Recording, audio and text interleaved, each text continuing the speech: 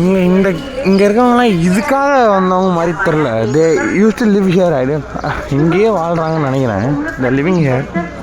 ஆனால் இங்கே இருக்க கேம்ப் டென்ட்லாம் இப்போ போட்ட மாதிரிலாம் இல்லை. அது ரொம்ப வருஷம் முன்னாடி. இது ஃப்ரண்ட் எண்டில் இருக்குது, சில பேக் எண்டில் நிறையா இருக்குது. ரொம்ப முன்னாடி போட்டு அண்ட் தே லிவிங் ஹியர், இங்கே வாழ்ந்துட்டுருக்காங்க அப்படிங்கிற மாதிரி தான் இருக்குது. இது இவ்வளோ பெரிய இடம், யூபின்றது அவ்வளோ பெரிய ஸ்டேட்டு.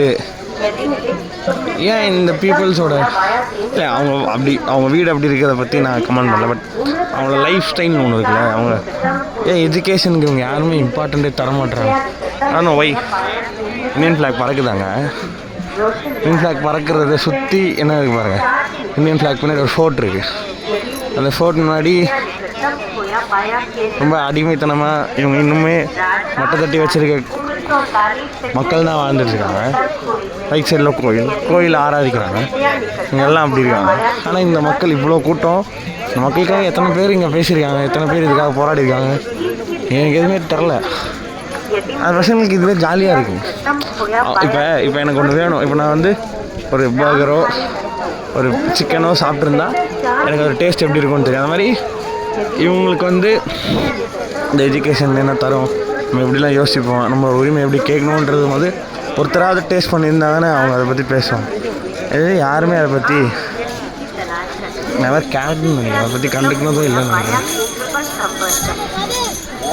ரொம்ப கஷ்டம், ஒன்றுமே புரியல. நானே நிறைய பார்க்குறேங்க, அடிமை மாதிரி பண்ணுறானுங்க. குழந்தைங்கன்னு கூட பார்க்க மாட்றாங்க. உடனே அவங்க இது பண்ணி அவங்களுக்கு என்ன கொடுத்த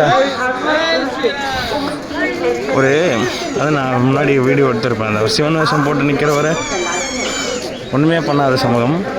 அங்கே ஒரு குழந்தை தன்னுடைய வாழ்வியலுக்காக, தன்னுடைய வாழ்வாதாரத்துக்காக ஏதோ ஒரு பொருளை விற்குது.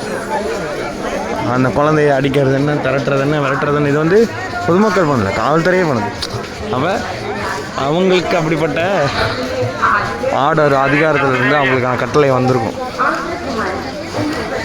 பாருங்க. அது பின்னாடி